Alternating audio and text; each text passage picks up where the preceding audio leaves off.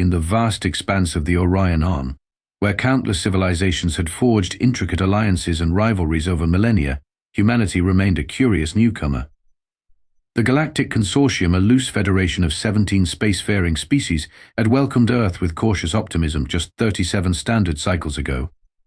What humans lacked in technological advancement, they compensated for with diplomatic ingenuity and an uncanny adaptability that both intrigued and unnerved the established powers. Among these powers, none commanded more respect or instilled more fear than the Vorgan Empire.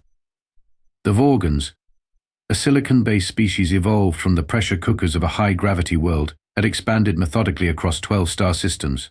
Their rigid hierarchical society valued order above all else, and they viewed the chaotic, emotional nature of humanity with particular disdain.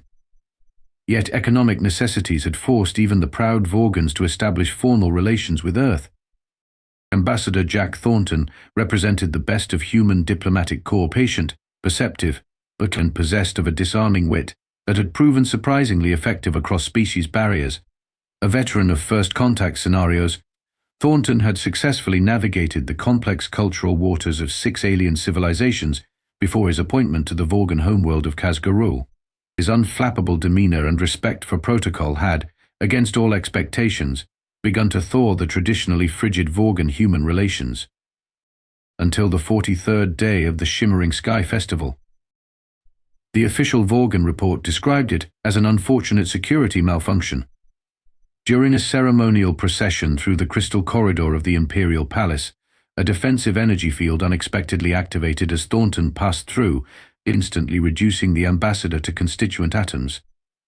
No trace remained save for a platinum cufflink that somehow survived the disintegration.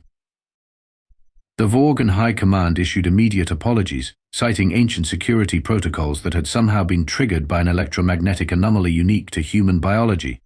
Reparations were offered. Technical explanations were provided in exhaustive detail. The incident was declared closed. Throughout the consortium, seasoned diplomats exchanged knowing glances. The timing just one day after Thornton had successfully negotiated preferential trade rights with the mineral-rich Kazaxian alliance, a long-time Vorgan tributary seemed suspiciously convenient. Yet no one expected significant repercussions. See you. Earth was still finding its footing in galactic politics, and conventional wisdom held that humans would accept the explanation, take the reparations, and appoint a replacement ambassador who would be more accommodating to Vorgan interests. The Vorgan Empire, along with the rest of the consortium, gravely misunderstood humanity's response to the death of one of their own. Earth's official response to Ambassador Thornton's death came 48 hours later. A terse statement from the United Earth government expressed profound disappointment at the security failure, accepted the formal apology and reparations from the Vorgan Empire, and announced the appointment of a junior diplomat, Marcus Chen, as interim representative. The statement closed with platitudes about continued cooperation and the importance of maintaining relations. Throughout the diplomatic corridors of the consortium, the reaction was one of knowing satisfaction. Predictable, murmured High Counselor Zix Vrada of the Melnuran Republic to her aides. The humans recognized their position and limitations. The Travine ambassador clicked his mandibles in agreement. They posture for their domestic audience, but understand the realities of power.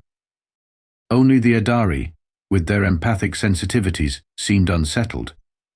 Their emotional signature is discordant, observed Elder Nais Tal during a closed consortium session. I sensed neither acceptance nor fear, but something patient. His concerns were politely noted and summarily dismissed. For 3 standard cycles, Earth continued normal trade, maintained scheduled diplomatic meetings, and participated in consortium affairs with such routine predictability that the Thornton incident faded from priority briefs across the galaxy. The Vorgan intelligence services, after an initial period of heightened alert, downgraded their surveillance of human activities. The Empire's diplomatic overseer, Grand Commissioner Ultak, publicly declared the matter resolved to mutual satisfaction. Behind the scenes, however, Earth was far from satisfied. In a nondescript orbital facility above Neptune, a woman with steel-gray hair and piercing blue eyes gazed at holographic displays showing ship movements across 12 star systems. Admiral Lena Reeves had spent 30 years in Earth's Space Force, earning a reputation for strategic brilliance tinged with what her superiors called concerning unpredictability. Twice passed over for promotion due to her unconventional tactical approaches, Reeves had been on the verge of forced retirement when the Thornton assassination changed everything. "A progress report," she said, her voice deceptively soft. Commander Darius Wade stepped forward. "Operation Ghost Echo is proceeding on schedule, Admiral. Phase 1 is complete, all 17 deployments successful with no detection. Phase 2 initiated across all target systems." "The Vorgans?" she asked, eyes still fixed on the swirling patterns of light representing ships and stations across space. "Exactly as predicted. Their border patrols have returned to standard patterns. Internal security alerts have been downgraded to baseline. Their High Command issued a formal stand-down order 4 days ago." Reeves nodded slowly. "And our friend Marcus Chen?" A slight smile touched Wade's lips. "Performing admirably. His apparent nervousness and inexperience have convinced the Vorgan diplomatic corps that Earth sent an intentionally weak replacement as a subtle acknowledgement of Vorgan superiority. Meanwhile, Reeves finally turned from the displays. Meanwhile, Wade continued. "He's mapped every security protocol, identified every weakness in their communications grid, and pinpointed all 7 primary power distribution nodes on Kazgarul. The last data package arrived yesterday, encrypted in his cultural appreciation report." Reeves moved to a separate display showing a countdown timer. 51 hours until the shimmering Sky Festival concludes. The Vorgan fleet will be at minimum operational status during the ceremonial stand-down. Captain Eliza Novak, Reeves' tactical officer, approached with a data tablet. "All Wolfpacks report green status. Admiral, stealth systems functioning at optimal capacity. The Vorgans still have no idea we've developed functional cloaking technology. They believed Ambassador Thornton when he assured them our research had hit insurmountable theoretical barriers," Wade added. "His final gift to us." Reeves' expression darkened momentarily at the mention of the fallen diplomat. She had known Jack Thornton personally. They had attended the academy together decades ago before their paths diverged. "The consortium believes we're technologically outmatched, numerically inferior, and politically naive," she said, addressing her senior staff who had gathered around the command table. "They expect us to play by their rules, to accept that in the grand game of galactic politics, occasionally sacrifices must be made." Her eyes hardened as she looked at each officer in turn. "What they fail to understand about humanity is that we don't sacrifice our own. Ever. In Tai." The holographic display shifted to show multiple approaching vectors converging on the Vorgan home system from unexpected angles, paths that bypassed all standard monitoring to stations. And we certainly don't telegraph our punches." The Vorgan Empire had prepared for many potential human responses: diplomatic censure, economic sanctions, even limited military engagement. What they had not anticipated was Operation Petty Revenge. Commander Doug Fletcher stood on the bridge of the EFS Persistent Nuisance, a vessel whose official designation was Cultural Exchange and Environmental Monitoring Platform, but whose actual purpose defied conventional military classification. Fletcher, with his perpetually rumpled uniform and mischievous grin, had been selected to lead what insiders called the Annoyance Squad for reasons that mystified his more by-the-book colleagues. Until now. "We commence Operation Glitter Bomb," Fletcher ordered, failing to suppress his smile. Lieutenant Sophia Chang nodded. "Deploying payloads to all designated atmospheric entry points." Across the Vorgan homeworld, thousands of microsatellites no larger than tennis balls breached the upper atmosphere. Vorgan defense systems registered their presence, but classified them as debris after detecting no explosive components, energy weapons, or biological agents. This was their first mistake. Upon reaching precisely calculated altitudes, the satellites burst, releasing trillions of biodegradable glitter particles engineered to be attracted to the unique molecular structure of Vorgan exoskeletons. Within hours, every Vorgan on the planet was shedding iridescent sparkles with each movement. The particles proved harmless but extraordinarily persistent, specially designed to resist the sonic cleaning chambers Vorgans used in place of water-based hygiene. The effect was particularly dramatic in the Imperial Palace, where High Commissioner Ultag found himself trailing a cloud of pink and gold sparkles during an emergency session with the Imperial Council. "This is undignified," Ultag growled, as a fresh shower of glitter cascaded from his carapace onto ancient ceremonial documents. That was just the beginning. In orbit around each Vorgan colony world, stealth satellites began broadcasting on frequencies used for routine administrative communications. Rather than disrupting the signals which would constitute an act of war under consortium regulations, they merely inserted brief, random fragments of human cultural ephemera.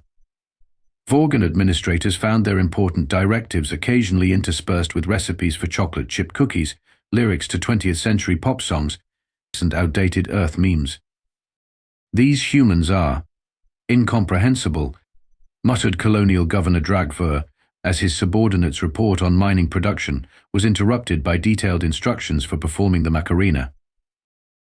Meanwhile, the Vorgan Central Archives repository of 50,000 cycles of meticulous historical records faced a peculiar crisis.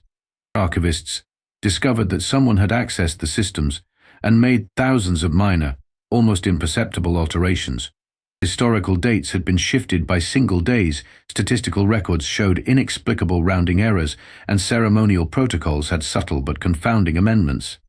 Nothing was destroyed or substantially changed, but the Vorgans who prided themselves on perfect record-keeping were thrown into bureaucratic chaos attempting to identify and correct each discrepancy. "It will take decades to verify everything," lamented Chief Archivist Zolthrak, whose glitter-covered appendages trembled at the magnitude of the task. The crowning achievement of Fletcher's campaign, however, was the simultaneous activation of what his team called the Symphony. Hidden transducers attached to water pipes, ventilation systems, and structural supports throughout Vorgan government buildings began emitting low-frequency vibrations. Individually imperceptible, but collectively they produced a subtle but persistent background hum at precisely the frequency most irritating to Vorgan auditory sensibilities, just below the threshold of conscious detection. "They can't quite hear it," Fletcher explained to Admiral Reeves during a secure transmission, "but they can't quite not hear it either. It's like having a mosquito by your ear that never lands." Sleep-deprived and increasingly irritable, Vorgan officials found simple decisions becoming laborious. Tempers flared in the normally restrained Imperial Court. When a junior diplomatic officer suggested shutting down all systems for a complete reset, and he was nearly executed for implying the mighty Vorgan Empire should turn itself off and back on again like a malfunctioning appliance. By the 15th day, Vorgan ships began reporting navigation inconsistencies. Their meticulously calibrated star charts appeared to have developed minor errors not enough to cause accidents, but sufficient to add hours to routine journeys. Trade schedules slipped. Deliveries arrived late, the costs mounted. "This isn't warfare," Grand Admiral Vorex complained to the Imperial Council, his mandibles shedding a fresh shower of purple glitter with each agitated gesture. "It's harassment. They're not destroying anything, they're just making everything worse." In the secure command center orbiting Neptune, Admiral Reeves reviewed Fletcher's progress reports with grim satisfaction. "Petty?" she murmured. "Perhaps. But as Jack used to say, sometimes you don't need to destroy your enemy. You just need to ruin their day. Every day, until they reconsider their life choices." She looked up at the display showing the next phase of operations. "And we're just getting started." While Commander Fletcher's annoyance squad continued their campaign of escalating inconveniences, another more subtle offensive was already well underway. Deep within the Earth Intelligence Directorate's Cultural Operations Division, Dr. Maya Rodriguez oversaw what would later be recognized as the most devastating aspect of humanity's response. "Symbols are the architecture of consciousness," Dr. Rodriguez explained during the classified briefing that had secured her unprecedented operational budget. "The Vorgans have maintained cultural hegemony for 12,000 years through rigid control of their symbolic ecosystem. We're going to introduce a virus into that system." Rodriguez was not a military officer but an anthropological neuropsychologist whose controversial theories on cross-species cognition had earned her both academic scorn and the attention of intelligence agencies. With a perpetual cup of coffee in hand and rapid-fire speech that left most listeners struggling to keep up, She had assembled a team of linguists, mimetic engineers, and cultural anthropologists that the military brass regarded with equal parts skepticism and unease. Status report. Admiral Reeves requested during their weekly secure transmission. Rodriguez's holographic image grinned. We've achieved infection rates beyond our most optimistic projections. Operation Earworm reached saturation on Kazgarul 3 days ago and is spreading to colony worlds. Operation Semantic Drift is demonstrating exponential adoption curves. And Operation Sacred Cow just hit critical mass in the Imperial core. The operations she referenced represented the most ambitious cultural warfare campaign in human history. Operation Earworm had introduced deliberately simplistic human musical patterns into Vorgan entertainment channels. The melodies, mathematically engineered to exploit Vorgan auditory processing, proved surprisingly addictive. Young Vorgans began incorporating these alien sounds into traditional ceremonial music, to the horror of cultural purists. Arguments about musical propriety escalated into violent confrontations in traditionally reserved Vorgan society. Operation Semantic Drift was even more insidious. Human linguistic specialists had identified 23 key ceremonial phrases essential to Vorgan hierarchical interactions. Through strategic insertions in popular media and official communications, they introduced subtle variations that gradually shifted meanings. The formal greeting between subordinate and superior, once expressing elegant submission to authority, began carrying undertones of ironic compliance. Vorgan supervisors couldn't quite identify why their subordinates' perfectly correct salutations suddenly felt vaguely insubordinate. Most devastating was Operation Sacred Cow, which targeted the foundation of Vorgan social cohesion, their system of chromatic status signifiers. For millennia, Vorgans had worn specific color patterns to denote their precise position in the social hierarchy. Rodriguez's team introduced a countercultural movement, suggesting that wearing deliberately incorrect colors represented intellectual independence. What began with a few rebellious youth evolved into a massive social movement within weeks. The second-tier administrative coordinator for the Southern Continental Resource Management Bureau showed up to work wearing third-tier judicial colors. Rodriguez reported with barely suppressed glee. When challenged, he asked why his superiors were so obsessed with outdated chromatic constructs. The entire bureau shut down for 3 days of emergency cultural reorientation. Reeves raised an eyebrow. Effective. But how does this help us strategically? Their entire society operates on predictability and structural cohesion, Rodriguez explained. We're introducing entropy into the system. Their military can't function effectively when the fundamental social contracts underpinning chain of command are being questioned. Reports from our embedded assets indicate their response times to simulated emergencies have declined by 38% in just 2 weeks. Across the consortium, other species watched Earth's unconventional campaign with growing alarm. The Melnoran High Council convened an emergency session to discuss the human mimetic contagion. The Traveen Parliament debated quarantine measures against Earth cultural products. The Adari, with their empathic capabilities, simply withdrew their diplomatic mission from Earth space entirely, leaving a cryptic message: "You have weaponized joy and irreverence. We cannot risk exposure." In the secure conference room on the consortium's neutral station, representatives from 6 major powers met without official sanction. "The humans must be stopped," insisted the Kazakhstan delegate. "This isn't warfare, it's civilizational sabotage." "On what grounds would we intervene?" countered the Nelosian ambassador. "They violated no consortium laws. They haven't attacked any ships, invaded any territories, or caused physical harm. They're dismantling the Vorgan Empire with jokes and glitter," hissed the Traveen representative, mandibles clicking anxiously. "What happens when they turn these methods on us?" The Melnoran elder leaned forward. "Perhaps we should consider encouraging the Vorgans to offer a more substantial apology for the unfortunate incident with Ambassador Thornton." Across the table, a reptilian figure from the traditionally reserved Saurian conclave spoke for the first time. "I fear it may be too late for apologies. The humans aren't fighting for retribution anymore." A troubled pause. "They're fighting for the principle." The imperial palace of Kazgarul had stood as the unwavering center of Vorgan power for 12 millennia. Its crystalline spires, precisely aligned with astronomical phenomena, had witnessed the rise and fall of countless galactic powers, while the Vorgan hierarchy remained constant. Now, those same spires witnessed something unprecedented: chaos.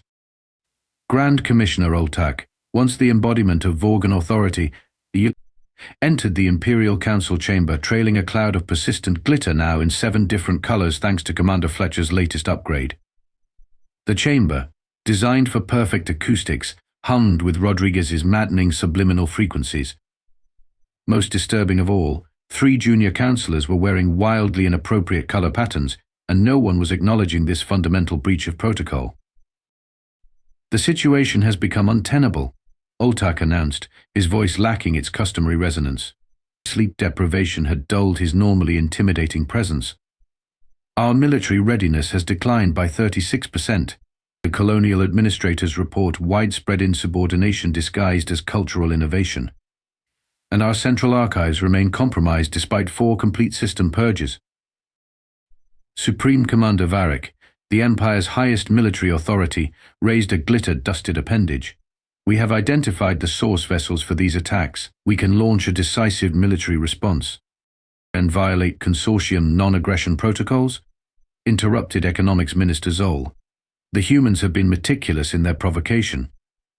They have damaged nothing of material value, caused no physical harm, violated no territorial boundaries. They are destroying us without destroying anything." Varric slammed his appendage down, sending a shower of glitter across ancient ceremonial texts. As if summoned by this outburst, every communication screen in the chamber suddenly activated, displaying the same image: a human in casual attire, holding a cup with the text "Vorgan tears" emblazoned on it. The image vanished after 3 seconds, but the effect was electric. Somehow humans had breached the most secure communication system in the Empire, not to steal secrets or launch cyber attacks, but to display what Rodriguez's team had identified as a particularly triggering meme. It was at this moment that Earth launched what Admiral Reeves had designated the final absurdity. Across Vorgan space, holographic projections appeared in public areas, markets, transit hubs, government plazas. Each displayed a precise recreation of the Crystal Corridor, where Ambassador Thornton had been killed. The holographic Thornton walked through the corridor on endless loop, approaching the security field that had disintegrated him. But instead of showing his death, the hologram showed Thornton stopping, turning to the viewer, and saying in perfect Vorgan, "It would be a shame if someone investigated what really happened here." The message was clear. Earth knew. Not just suspected, but knew that Thornton's death had been deliberate. The Imperial Council chamber erupted. Accusations flew between military and intelligence leaders. Junior councillors abandoned traditional deference patterns in their speech. 2 hours of increasingly frantic debate produced no viable solution until a minor diplomatic functionary, still formally barred from addressing the council, directly broke protocol. It completely. "The humans have transmitted a communication request," the functionary announced over the shouting. "From their Admiral Reeves to Grand Commissioner Oltak, for immediate private consultation." The chamber fell silent. 26 hours later, Oltak addressed the Consortium General Assembly.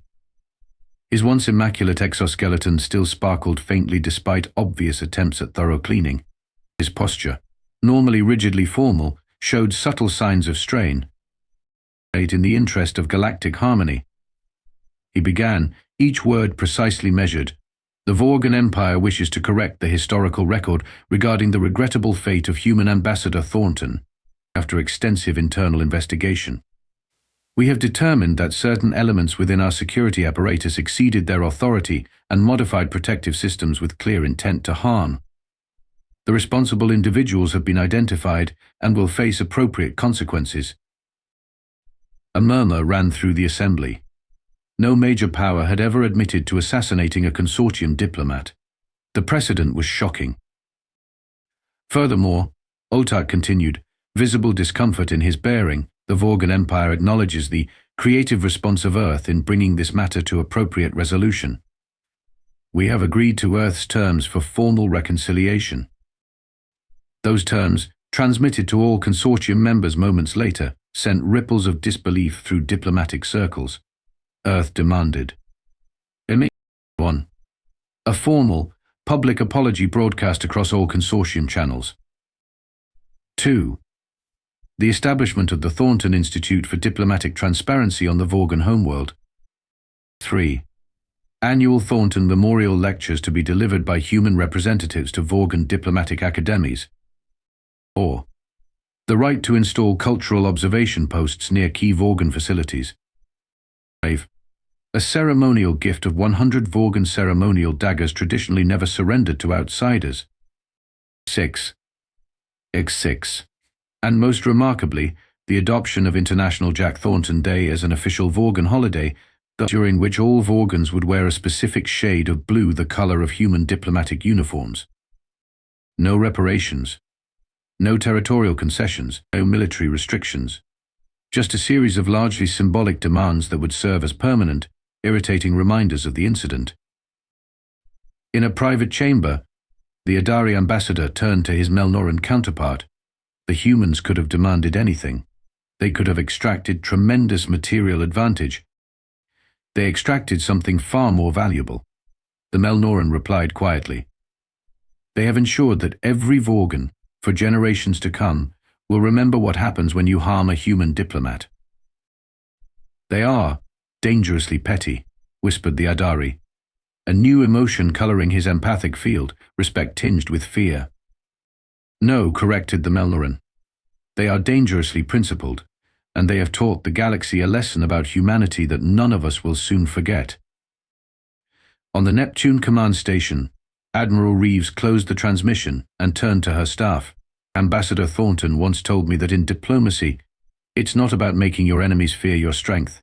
It's about making them fear your response. A small, satisfied smile crossed her face. Mission accomplished. 6 standard cycles after what became known as the Thornton Affair, the galactic political landscape had undergone a subtle but profound transformation. And the Vorgan Empire, while still formidable in its military and economic capacity, had lost something indefinable yet essential: mystique. Once feared for their ruthless efficiency and uncompromising stance, they now endured barely concealed smirks from junior species diplomats when their representatives entered negotiation chambers. The first Jack Thornton Day celebration on Kazgarul had been particularly galling. As per the agreement, every Vorgan citizen had worn the specific shade of diplomatic blue. Human cultural attaches had arrived in force to assist with proper ceremonial observance, bringing with them inexhaustible supplies of glitter that somehow found its way into every government building despite rigorous security measures. Across consortium space, a new axiom entered diplomatic discourse: never kill a human unless you want your civilization to become a cosmic joke. The phrase appeared in internal briefings from the Melnoran Republic to the Kazaxian Alliance. The Traveen incorporated it into their cadet diplomatic training as a formal cautionary principle. Meanwhile, Earth's position within the consortium had evolved in unexpected ways. Despite, or perhaps because of their unorthodox approach to the crisis, humanity found itself courted by species that had previously dismissed them. Trade agreements, technological exchanges, and cultural programs flourished. They value unpredictability, noted Nais Tal, the Adari elder who had first sensed something amiss in Earth's initial response. We had assumed this made them diplomatically immature. We failed to recognize it as a strategic asset. The cultural observation posts that Earth had demanded near key Vorgan facilities remained a particular source of anxiety throughout the Empire.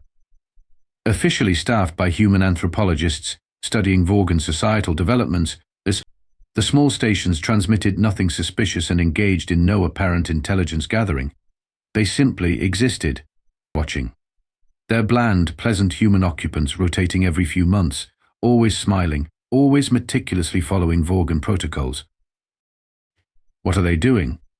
demanded Supreme Commander Varek during a classified security briefing. The newly appointed intelligence director fluttered his appendages in frustration. "Nothing, Supreme Commander. Absolutely nothing beyond their stated cultural research." "That's impossible. They must have some objective." "Our analysis suggests," the intelligence director said carefully, that their objective is precisely this, to make us waste resources wondering what their objective is. This assessment proved embarrassingly accurate. In a secure Earth facility, Maya Rodriguez's team maintained detailed logs of Vorgan counter-surveillance efforts, resources committed to observation, and intelligence assets tasked with penetrating the observation post's operations. They've diverted approximately 14% of their intelligence capacity to watching us watch them, Rodriguez reported with undisguised delight. It's our best return on investment since the glitter bombs. Admiral Reeves, recently promoted to head Earth's combined extraterrestrial defense forces, nodded with satisfaction. Jack would have appreciated the elegance. The greatest irony, one that would remain a closely guarded Earth secret for decades, came 3 cycles after the agreement, when a young Vorgan cultural researcher made a startling discovery while analyzing ancient administrative records. The security field that had killed Ambassador Thornton had indeed been deliberately activated not by Vorgan High Command, as Earth had implied, but by a mid-level security officer acting alone, motivated by xenophobic ideology. Earth had never possessed proof of an official assassination. Their entire campaign of escalating absurdity had been based on a calculated bluff, a human gambit that the Vorgan's rigid society would fracture under sustained and predictable pressure before demanding concrete evidence. When Admiral Reeves was finally briefed on this finding, she leaned back in her chair and laughed for a full minute. "You know what Jack used to say about revenge?" she asked her startled aide.